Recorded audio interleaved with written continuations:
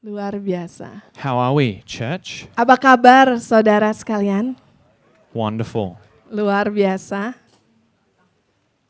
I love gathering together as the church. Ya, saya sangat senang bisa berkumpul bersama dengan saudara That we sekalian. get to have the privilege of doing this life together, of worshiping our God together. Ya, dan hidup bersama-sama memuji dan menyembah Tuhan kita. Wonderful. Luar biasa. So the great invitation. Jadi undangan yang besar. We have started last week looking at Isaiah chapter 55. Kita minggu lalu melihat dari Yesaya 55. You can find that in your Bibles now. We'll be there quite a lot this morning. Ya. Saudara bisa buka Alkitabnya di Yesaya 55, kita akan melihat ayat ini. And so we call it the great invitation. Kita katakan undangan yang besar. An invitation that we don't deserve. Di mana sebenarnya undangan ini kita nggak layak terima. An invitation that's not based on something that we have done, Di mana undangan ini tidak berdasarkan dari apa yang kita lakukan, not based on how we look or where we're from, bukan berdasarkan dari bagaimana nampaknya kita atau dari mana asal kita, but based on the faithful, never-ending love of our Savior Jesus. tapi berdasarkan dari kasih setia Tuhan kita dan kebaikannya dan pengampunannya bagi kita. And so our vision for this year is that we would be a church that responds to this invitation. Visi kita di tahun ini adalah kita menjadi jemaat yang meresponi kepada undangan ini. This invitation to come to Jesus for all that we need. Undangan untuk datang kepada Yesus. Apapun yang kita perlukan, kita bisa datang kepadanya. To not go to other things that can never truly satisfy, but to go to the one true source. Tidak mencari dari hal lain yang tidak bisa memuaskan kita, tetapi kepada Yesus yang satu-satunya adalah sumber kita. And then to take that invitation to those around us. Dan bahkan membawa undangan itu kepada orang lain yang ada di sekitar kita. And say, hey, come to the waters. Kita bisa katakan, ayo mari datanglah ke air. Come find what you truly need. Mari datang, terima apa yang kalian benar-benar perlukan. Beautiful. Luar So last biasa. week we started by looking at the original context for this chapter. Minggu lalu kita melihat dari konteks pasal 55 ini. This is a prophecy that was written about a time where Israel would come out of captivity. Di mana ini merupakan nubuatan ketika bangsa Israel akan keluar dari masa pengasingan. See, at this time, Israel, the people of God, had been taken and captured by the Babylonians. Ya, di mana bangsa Israel ditawan oleh Babilonia. They were removed from their homeland for 70 years. Mereka keluar dari tanah mereka selama 70 tahun. And last week we realized how many people are under 70 here. Ya, dan kita sadar kalau banyak orang ternyata di bawah 70 tahun di tempat Longer ini. than most of our lives. Ya, bahkan bangsa Israel lebih lama dari masa hidup kita. And so this chapter looks at a future time. It's a prophetic chapter about a future time where Israel would come out of that captivity. Di mana pasal ini melihat nubuatan untuk masa depan bangsa Israel. And so last week we looked particularly at verses 1 and 2, which we're going to read again this morning. Kita minggu lalu melihat dari ayat 1 dan 2. Come, all you who are thirsty, come to the waters. And you who have no money, come buy and eat. Come buy wine and milk without money and without cost. Why spend money on what is not bread, and your labor on what does not satisfy? Listen to me and eat what is good, and you will delight in the richest of fare. Yesaya 55 ayat 1 sampai 2. Ayo, hai semua orang yang haus, marilah dan minumlah air.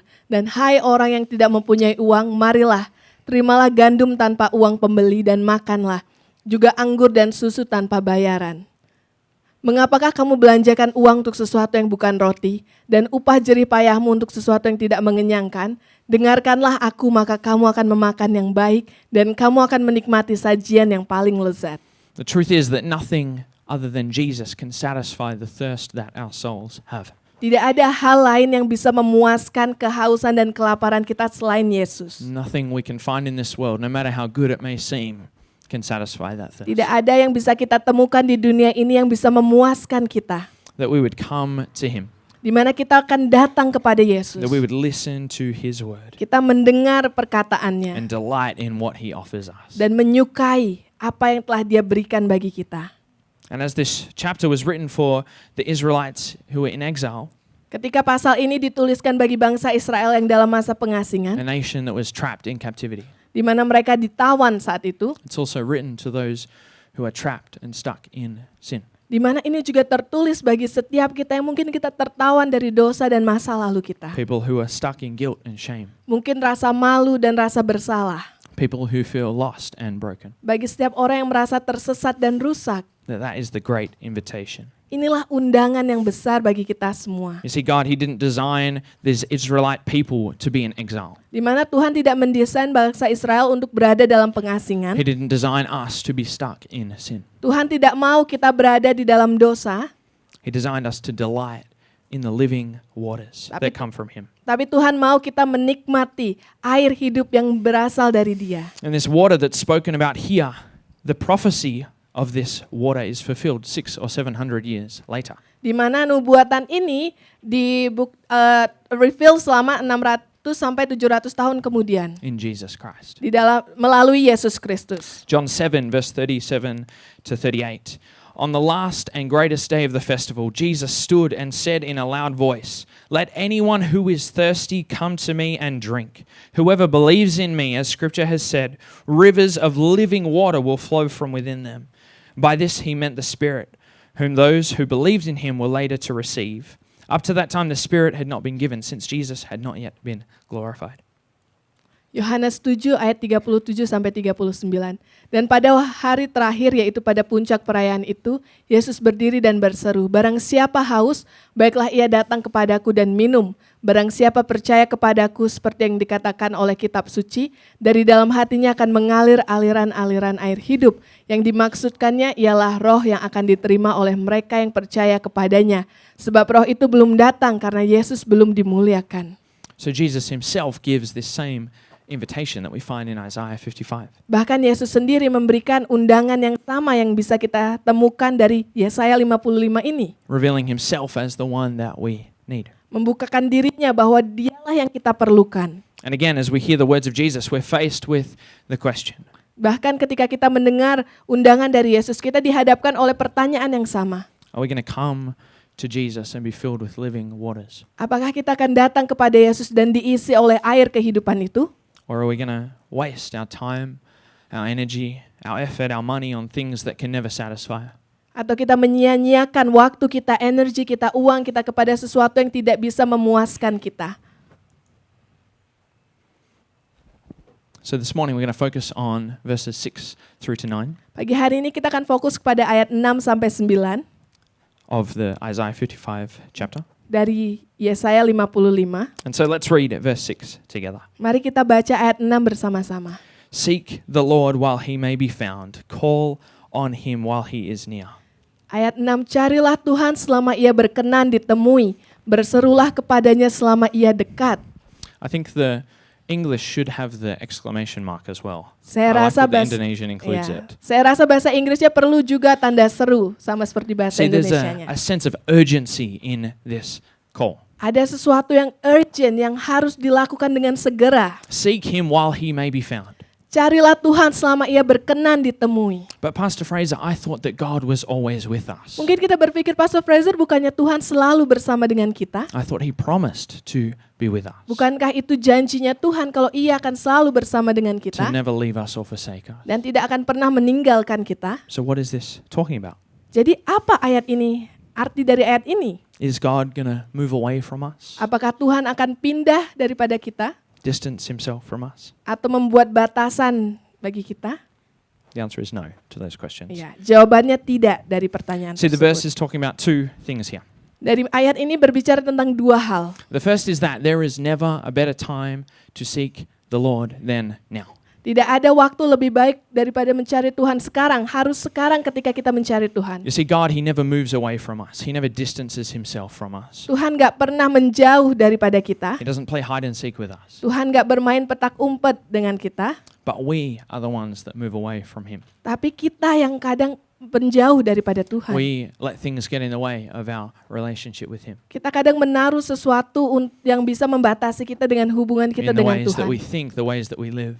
Mungkin dari cara kita berpikir, cara kita berkata-kata. Or maybe we build a wall between ourselves and God out of shame or guilt. Mungkin kita membuat batasan tembok dengan Tuhan dari rasa malu kita dan rasa bersalah kita. Or because of our own pride and thinking that we can do it on our own.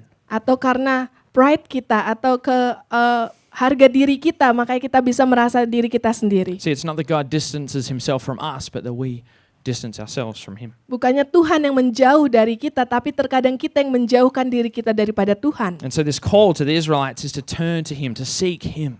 Panggilan ini adalah untuk kita untuk mencari Dia, untuk berbalik melihat Tuhan. Before they let pride or anything else get in the way. Sebelum harga diri atau hal-hal yang lain, kesombongan berada di depan kita. The other point is that we do not know the time that Jesus will return. Yang kedua adalah kita tidak pernah tahu kapan Yesus akan datang kembali. The New Testament, it tells us of a time where Jesus will return in the second coming and there will be judgment for all people. Di dalam perjanjian baru dikatakan kalau Yesus akan datang dan masa penghakiman akan terjadi. Seems harsh, hey? Kedengarannya, wah, sangat besar, bukan? Jesus himself said that no one knows the hour or the day. Bahkan Yesus sendiri berkata tidak ada yang pernah tahu kapan Dia akan datang. But when he does return, that is too late to begin seeking God. Ya, tapi ketika Tuhan datang, kalau kita baru mencari Dia, itu sudah terlambat. In line with this, we also don't know when our time on earth will come to an end. Sejalan dengan ini, kita tidak pernah tahu kapan masa hidup kita berakhir. James 4 talks about the fact that we should never boast about tomorrow. Di mana Yakobus 4 kita tidak bisa bermegah pada hari esok. That we as humans, as well as we can plan in the future, we don't know what's going to happen tomorrow. We don't even know what's going to happen in the next 5 minutes. Ya, bahkan kita sebagai manusia tidak tahu apa yang akan terjadi hari esok atau apa yang akan terjadi 5 menit ini. That we as humans are not guaranteed tomorrow. Kita sebagai manusia tidak ada garansinya besok ada apa akan terjadi. We can't say, oh, I'll seek God when I'm about to die. Mungkin kita berkata, oh nanti sebelum kita dipanggil Tuhan baru saya cari Tuhan. Or I'll seek him when it looks like he might return. Mungkin ketika Tuhan kelihatannya mau datang baru saya mencari Tuhan. Or when I finish doing all the things that I want to do, then I'll seek God. Atau ketika saya sudah selesai melakukan apa yang saya sukai baru nanti saya cari Tuhan. Or I'll work on myself first and be a really good person, then I'll seek God. Atau saya harus jadi orang yang baik dulu baru nanti saya cari Tuhan. These are dangerous ways to live. Ini adalah cara hidup yang berbahaya. And this is the warning to the Israelites and also to us. Dan ini adalah a warning bagi kita dan bagi bangsa Israel. That if we're going to be serious about following Jesus, then we need to do it now. Kalau kita benar-benar mau mengikuti Yesus dan serius, maka kita harus melakukan itu sekarang. See, verse 6 is this desperate call, this plea saying, seek God now. Dikatakan di ayat 6, carilah Tuhan sekarang. And that's only by his grace that we can seek and find him. Iya, hanya karena kasih karunia Tuhanlah kita bisa menemui Dia. Not because we've earned it, Bukan karena kita menghasilkan atau upaya kita sendiri. not because we can do anything good to please him or Bukan to karena impress him. kita bisa melakukan hal yang baik untuk mendapatkan perhatian Yesus. And it's not about just seeking and trying to find him once, Bukan hanya sekedar kita mencoba mencari sekali saja, but it's a continual thing that we do. tapi terus-menerus setiap saat. It's not an exam that we need to pass, Bukan ada ujian yang harus kita lewati, but an invitation that we get to accept. tapi adalah undangan yang harus kita terima. Jeremiah writes in chapter 29, verse 10 through 13, this is what the Lord says. When 70 years are completed for Babylon, I will come to you and fulfill my good promise to bring you back to this place. For I know the plans I have for you, declares the Lord, plans to prosper you and not to harm you, plans to give you hope and a future. Then you will call on me and come and pray to me, and I will listen to you. You will seek me and find me when you seek me with all your heart. Yeremia 29 ayat 10 sampai 13. Sebab beginilah firman Tuhan, apabila telah genap 70 tahun bagi Babel, barulah aku memperhatikan kamu. Aku akan menepati janjiku itu kepadamu dengan mengembalikan kamu ke tempat ini. Sebab aku ini mengetahui rancangan-rancangan apa yang ada padaku mengenai kamu. Demikianlah firman Tuhan, yaitu rancangan damai sejahtera dan bukan rancangan kecelakaan, untuk memberikan kepadamu hari depan yang penuh harapan. Dan apabila kamu berseru dan datang untuk berdoa kepadaku, maka kamu akan mendengarkan kamu. Apabila kamu mencari aku, kamu akan menemukan aku. Apabila kamu menanyakan aku dengan segenap hati. The same language used in Isaiah. Bahasa yang sama yang dipakai dalam Yesaya. So Jeremiah is also writing this prophetic message to Israel. Yeremia juga menuliskan nubuatan ini bagi bangsa Israel. And it's believed that Jeremiah 29 was written about 5 to 10 years into this 70-year exile. Di mana dalam Yeremia ini ditulis ketika bangsa Israel berada dalam 5 sampai 10 tahun di dalam masa pengasingan. If we focus on verses 12 and 13, Kalau kita fokus pada ayat 12 sampai 13, this is the promise from God to his people, inilah janji Tuhan bagi umatnya. but also to all who call on his name. Bahkan janji bagi kita semua yang memanggil dia. A promise to those who seek him, Janji bagi Tuhan, janji yang diberikan Tuhan ketika kita mencari dia. that as we seek, we will find him. Ketika kita mencari Tuhan dia, kita akan menemukannya. When we seek with all of our heart. Ketika kita mencari dia dengan segenap hati kita. So the first thing that Isaiah calls us to do is to seek. Yang pertama yang Yesaya minta kita lakukan adalah mencari. We will not find God if we are not seeking for him. Kita tidak akan mendapatkan Tuhan kalau kita tidak mencarinya. If I've lost my keys, I'm not going to find them by going and doing something else. Kalau saya kehilangan kunci saya, kalau saya tidak mencarinya, maka saya tidak akan menemukan kunci itu. From Jeremiah 29 that we read just before, you will find me when you seek me with all your heart. Di mana dikatakan Yeremia 29, kamu akan menemukanku ketika kamu mencariku dengan segenap hatimu. That it is an intentional decision that we are going to seek the Lord. Kita harus mencari Tuhan dengan segenap hati kita. And the Bible tells us that as we do that genuinely, that we will find him. Ketika kita melakukannya dengan segenap hati, maka kita akan menemukan Tuhan. What a promise that is, hey? Janji yang luar biasa, bukan? That we have access to our God. Kita punya akses kepada Tuhan kita. But he does not force himself on us. Dia tidak memaksakan kita, He doesn't make us seek him, dia tidak memaksa kita untuk mencarinya, but he makes himself available. tapi Tuhan tersedia bagi kita semua. And so the Hebrew word for seek in this verse means to make a path to God. Bahasa Ibrani dalam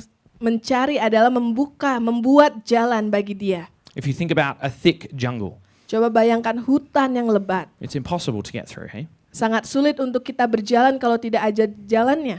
There's vines, trees, bushes, all in the Ada way. tanaman-tanaman liar, ada semak belukar. And if you think about the first time someone tries to make a path through the jungle, it's hard work. Bayangkan ketika pertama kali orang mau berjalan di dalam hutan yang lebat, sangat sulit bagi dia untuk berjalan. You have to cut away at the trees, Di mana mereka harus memotong pohon-pohon maybe tersebut, pull out some bushes, mungkin mengambil Get- semak get your belukarnya, machete out, chop it all up, ya bawa aritnya untuk bisa memangkas, to try to make a path through the jungle. untuk membuat jalan di dalam hutan tersebut. And it can be similar that as we come to seek God for the first time, Sama seperti kita ketika kita mencari Tuhan untuk pertama kali. that as we seek God, we have to lay down our own pride. Ketika kita mencari Tuhan, kita harus menanggalkan harga diri kita. We have to lay down our self-reliance. Segala hal yang bergantung pada diri kita, kita harus tanggalkan. We have to let go of our shame and our guilt. Menanggalkan rasa bersalah kita dan rasa malu kita. And that can be really hard sometimes. Dan terkadang itu bisa sangat sulit. But the more we do it, Tapi ketika kita terus melakukan hal itu, the easier it gets. maka akan lebih mudah. We make that path to the Lord. Kita membuka jalan itu kepada Tuhan. If you imagine the path through the jungle, the more that it is used, the easier it gets to pass through. Kalau kita bayangkan jalan yang dilewati orang di hutan, semakin sering orang berjalan, That we- maka jalan tersebut akan terbentuk. We continually take away the obstacles, Kita terus menanggalkan setiap tantangan-tantangannya. ways of thinking and living that get in the way of us seeking God, Mungkin cara hidup kita atau berpikir kita yang menghalangi kita untuk melihat Tuhan. until it becomes this natural path that we take. Sehingga itu menjadi cara natural ketika kita membuat jalan itu. You see, what Isaiah is talking about here is not just a one-off seeking the Lord, but it is a continual thing that we do. Di mana Yesaya katakan bukan sekedar sekali saja mencari Tuhan, tapi terus menerus. The second thing is to call on Him. Yang kedua adalah memanggil Dia. This is talking about prayer, Yang berkata tentang doa, to call on the Lord. memanggil Tuhan. The amazing thing is that when we do call on Him, He is always near. Di mana ketika kita berbicara kepada Tuhan, Tuhan selalu dekat dengan kita. He is waiting on the call. Dia menunggu kita. I wonder if some of us have a friend that we only call when we have a problem. Mungkin kita punya teman yang kita telepon kalau kita punya masalah saja. Let's not make God that in that same way. Hey? Ya, jangan kita membuat Tuhan dalam hal yang sama seperti itu. If we can imagine the picture of the prodigal son returning to the father, Bayangkan anak yang hilang kembali kepada Bapa. that no matter what we've done, no matter how far we've walked from him, that as we call on him, as we come to him, his arms are open wide. Sejauh apapun kita pergi, apapun kesalahan kita, ketika kita mengakui itu, kita kembali kepada Bapa, dia terbuka bagi kita. And he accepts us back with open arms. Dan dia menerima kita dengan tangan yang terbuka. As we read in Jeremiah 29, that as we call on him, he will listen. Dimana ketika kita baca di Yeremia 29, ketika kita mencari Tuhan, maka dia akan mendengarkan kita. As we ask in prayer, God is faithful to listen. Ketika kita berdoa, Tuhan mau mendengarkan kita. And so often maybe we call on the help of other people. We want to talk through our problem with someone. Mungkin kita berbicara kepada orang lain dan bagaimana kita bisa menyelesaikan masalah dengan orang lain. Why wouldn't we call on our God first? Ya, kenapa kita tidak mencari Tuhan terlebih dahulu? And so I wonder, even in this moment, if there's something that's going on in your life Mungkin pagi hari ini ada sesuatu yang pergumulan hati where saudara. you haven't called on God yet. Mungkin saudara belum berdoa kepada Tuhan. And so I want to just give us a moment to pray. Mari kita ambil waktu untuk berdoa. And so can we all close our eyes? Mari kita tutup mata kita. And so Lord, we come to you. Tuhan, kami datang di And we hadapan-Mu. want to call on your name, Lord, that where there are things going on in our lives, that we want to go to you first. Ketika kami mempunyai segala pergumulan dalam hidup kami, Tuhan, kami akan pergi kepada Engkau terlebih dahulu. And so if there's something going on in your life, why don't we take this moment to surrender that to God? Mari kita serahkan pergumulan itu kepada Tuhan. That you can say your own prayer of giving that to him. Saudara bisa ucapkan doa saudara dan serahkan itu kepada Tuhan. Lord, I thank you that you are faithful to hear our prayer. Tuhan, terima kasih Bapa kalau Engkau Allah yang setia mendengarkan setiap doa kami. Thank you, Lord, that you care and love for each one of us. Terima kasih Tuhan karena Engkau peduli dan mengasihi setiap kami. And so, Lord, where we have problems and situations going on in our lives, Lord, we pray and ask that you would help us with those. Setiap masalah, setiap pergumulan dalam hidup kami, Tuhan Engkau yang membantu kami dan Engkau yang menolong kami. That where we Tuhan. feel stressed and anxious, Setiap rasa stres dan kekhawatiran kami, where we feel tired or lost, setiap rasa lelah kami atau kami tersesat where Tuhan. we feel like we can't keep going, Mungkin kami merasa kalau kami tidak bisa terus berjalan that, Tuhan. Lord, we call on you for your help. Kami memanggil Engkau, meminta pertolongan kepadamu. Thank you, Lord, that you're always faithful. Terima kasih Tuhan karena Engkau Allah yang setia. In Jesus' name. Di dalam nama Yesus. Amen. Amin.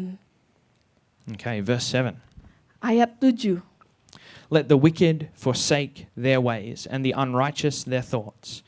Let them turn to the Lord, and he will have mercy on them, and to our God, for he will freely pardon. Yesaya 55 ayat 7. Baiklah orang fasik meninggalkan jalannya, dan orang jahat meninggalkan rancangannya. Baiklah ia kembali kepada Tuhan, maka dia akan mengasihinya, dan kepada Allah kita, sebab ia memberi pengampunan dengan limpahnya. We are called to forsake. Di mana kita dipanggil untuk meninggalkan, menanggalkan. See, part of seeking God is forsaking all other ways of living. Ketika kita mengikuti Tuhan, kita menanggalkan segala sesuatu yang bukan dan yang tidak berkenan daripadanya. So if you didn't know, Intan and I are married. Jika saudara tidak tahu, saya dan Pastor Fraser Got the menikah. rings to prove it. Show your ring off. For proof.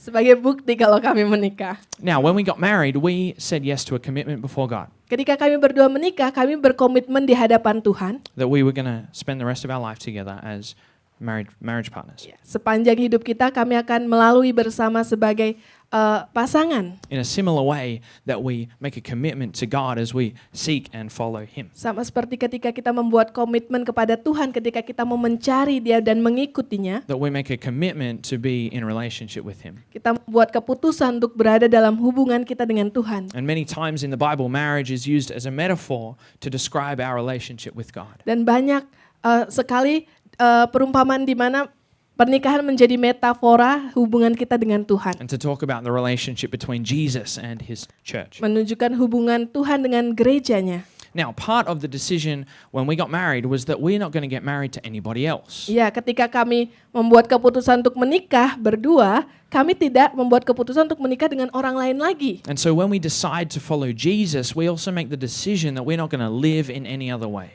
Di mana ketika kita mengikuti Yesus, sama seperti pernikahan tersebut, kita tidak akan hidup sesuai dengan hal yang lain juga. That we're going to follow His way and not the ways of our own heart or our own desires or the way that the world tells us to live. Ya, kita hidup sesuai dengan jalannya Tuhan, bukan apa yang dunia ini katakan. I think in the classical vows, there's a line where it says forsaking all others. Ya, Or in the marriage menanggalkan vows. segala sesuatu. That you forsake all other relationships and make this the most important. Ya, menanggalkan segala sesuatu untuk kita, ini hubungan kita dengan Tuhan yang penting. That as we make the decision to follow Jesus, that we forsake all other ways of living. Ya, menanggalkan segala sesuatu cara hidup yang lama dan yang tidak berkenan daripada That Tuhan. we let it go because His way is so much better. Kita menanggalkannya karena jalan Tuhan lebih baik. And the amazing promise that as we do that, Dan janji Tuhan ketika kita melakukan itu, as it says here, seperti yang dituliskan di sini, let them turn to the Lord and He will have mercy on them. di mana Tuhan akan mengampuni ketika kita kembali dan mengakui itu kepada Tuhan. That as we turn to Him, Ketika kita berbalik, kita As we- menghadap Tuhan. as we forsake all other ways of living, that He brings forgiveness and mercy to us. Kita meninggalkan cara hidup yang lama, maka Dia akan memberikan kita pengampunan itu.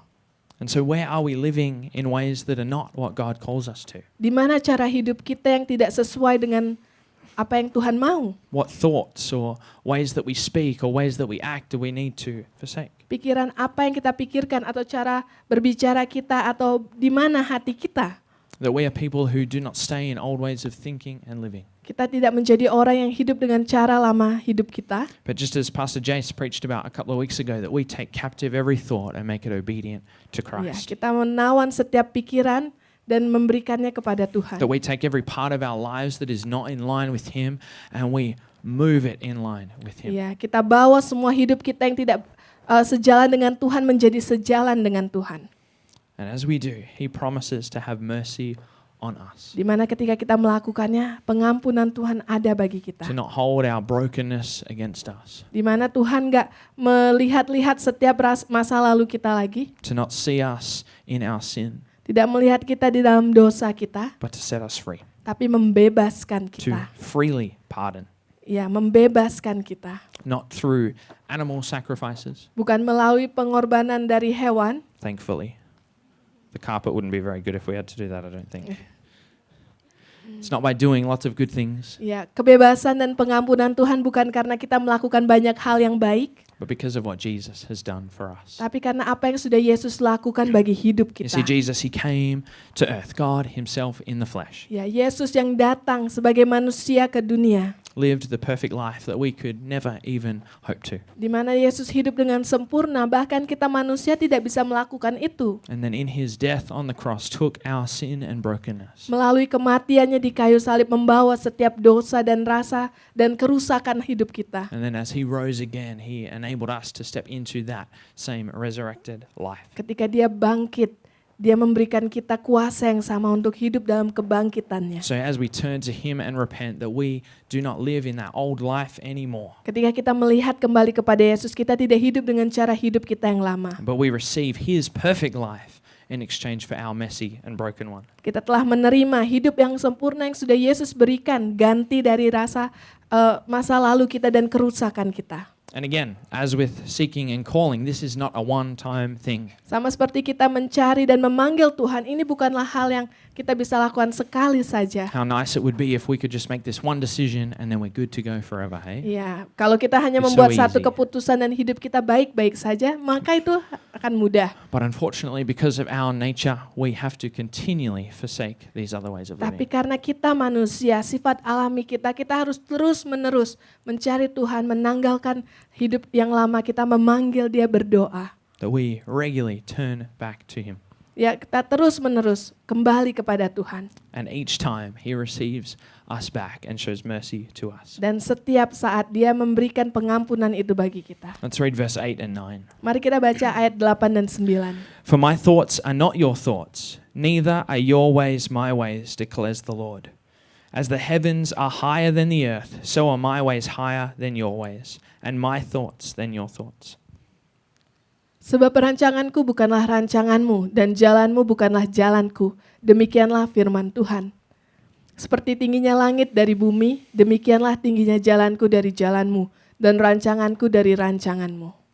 And so God is reminding the Israelites that He is God, Di mana Tuhan mengingatkan bangsa Israel kalau Dia adalah Tuhan.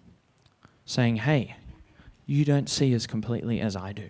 Di mana Dia katakan kepada bangsa Israel, kamu tidak melihat sebagaimana aku melihat. That we in our limited human brain cannot comprehend the fullness of God. Di mana kita sebagai manusia tidak bisa kita membatasi pikiran Tuhan. Maybe the idea of forsaking other ways of living seems too harsh, too hard. Mungkin ketika ide dari menanggalkan cara hidup yang lama kita kedengarannya sulit.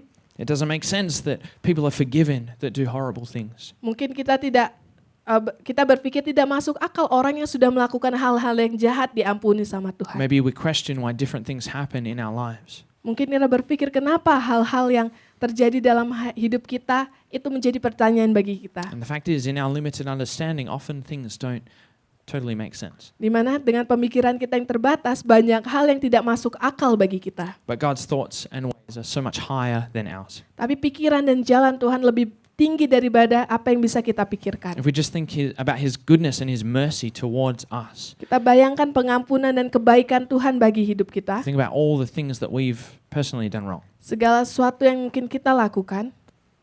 I wouldn't want to have mercy on myself or someone like me. Ya, bahkan kalau Doesn't saya make lihat sense. diri sendiri, kok bagaimana Tuhan bisa mengampuni saya? Bahkan saya sendiri tidak bisa mengampuni diri saya sendiri. And yet that's what our God does. Tapi itulah yang Tuhan kita lakukan.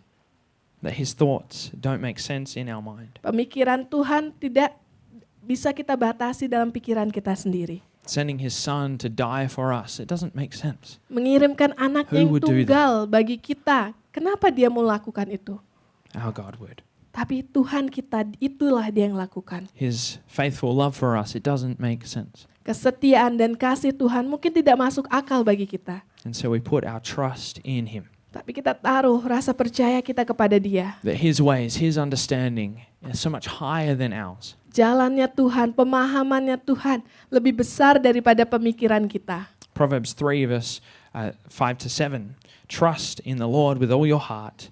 Lean not on your own understanding. In all your ways submit to Him, and He will make your paths straight. Di Amsal 3 ayat 5-6, percayalah kepada Tuhan dengan segenap hatimu dan janganlah bersandar kepada pengertianmu sendiri. Akuilah Dia dalam segala lakumu, maka Ia akan meluruskan jalanmu.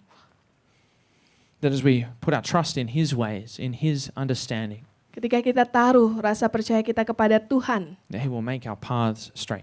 maka Dia akan membuat jalan kita lurus. That He will lead us in the way everlasting. Dia akan memimpin kita kepada jalan yang membawa kita kepada hidup yang kekal. Lead us into life to the full. Membawa kita kepada hidup yang berkelimpahan. And so we need to submit. Maka kita perlu menyerahkan kepada Tuhan. In realizing that we don't know or understand as completely as God does, the only thing that makes sense is that we submit to Him. Di mana kita berserah kepada Tuhan. If I was playing a sport and got an injury to my leg, Kalau saya bermain sebuah olahraga dan saya punya cedera di kaki saya, and so I go and I get a scan on it, saya di-scan, di X-ray, and then I go to the doctor to tell me what the scan said. saya datang kepada dokter dan bertanya apa yang terjadi dari scan itu. And the doctor gives me this plan of how long I need to rest for. Di mana dokter itu memberikan rencana seberapa lama saya harus beristirahat. Gives me this list of rehab exercises that I need to do. Dan olahraga rehab yang harus saya lakukan. And a plan for when I can begin to play sport again. Dan rencana kapan lagi saya bisa memulai bermain olahraga lagi. Now, if I walk out of that doctor and try to run home, is that a good idea? Tapi ketika saya keluar dari dokter itu dan mulai berlari ke rumah, apakah itu ide yang bagus? It would be silly, right? Ridiculous. Enggak hal yang bagus, bukan? The injury would get worse. It's going to cause me a lot of pain. Maka cedera itu akan lebih parah dan membuat saya sakit. See, when a doctor gives us advice, it's a very good idea to follow it, hey? Ya, ketika dokter memberikan kita nasihat, maka kita harus lakukan itu. Doctors can diagnose our sickness or our problem Ya, dokter bisa mendiagnosa penyakit kita atau masalah kita. and help us to plan how to recover or get better from it. Membantu kita bagaimana kita bisa menjadi lebih baik untuk sehat kembali. But our God has diagnosed our greatest sickness, Di mana Tuhan sudah mendiagnosa sakit kita. our big problem that we have with sin. Masalah kita dengan dosa kita sudah Tuhan tahu. And He gave us the ultimate plan to rescue us from it. Dan Tuhan telah memberikan rencana yang besar bagi kita. See, God can heal us.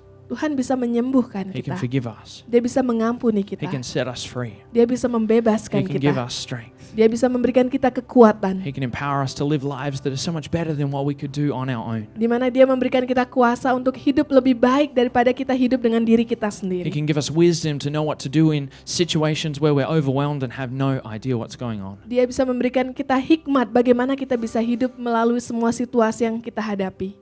As we submit to Him. Tapi kalau kita berserah kepada Dia, As we choose to not trust in our own understanding and what we think is right. ketika kita percaya sama Tuhan bukan dengan pikiran kita sendiri, Because we just see such a tiny part of the picture. karena kita cuma bisa melihat gambaran yang kecil saja dari sebuah gambaran yang besar. So why would we try to make decisions on our own?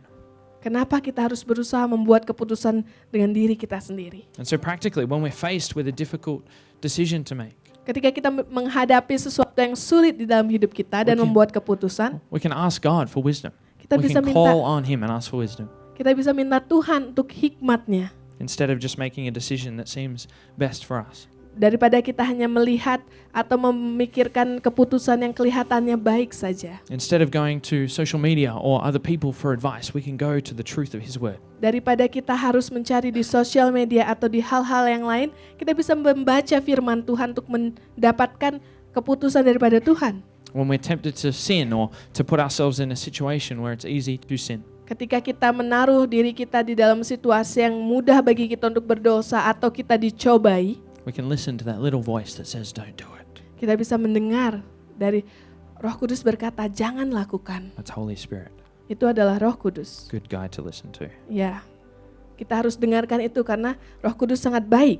You see, we can submit to God's understanding in every area of our lives. Kita bisa serahkan semua pemikiran kita di dalam hidup kita kepada That Tuhan. He created every part of us. Dia menciptakan setiap kita. And He knows how best to live. Dan Dia tahu bagaimana cara hidup yang bagus. In our personal lives, in our marriage, in our work. Di dalam setiap hidup kita secara personal, pernikahan kita, di dalam pekerjaan kita. In family, planning for the future. Di dalam keluarga kita, di dalam rencana bagi masa depan kita. In our business or our friendships. Di dalam bisnis kita, di dalam pertemanan kita. That we can ask for God's wisdom and guidance in all of it. Kita bisa tanya Tuhan dan bimbingan Tuhan.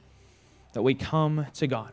Tapi kita datang kepada Tuhan. We seek Him. Kita mencari Dia. We call on Him. Kita memanggil Dia.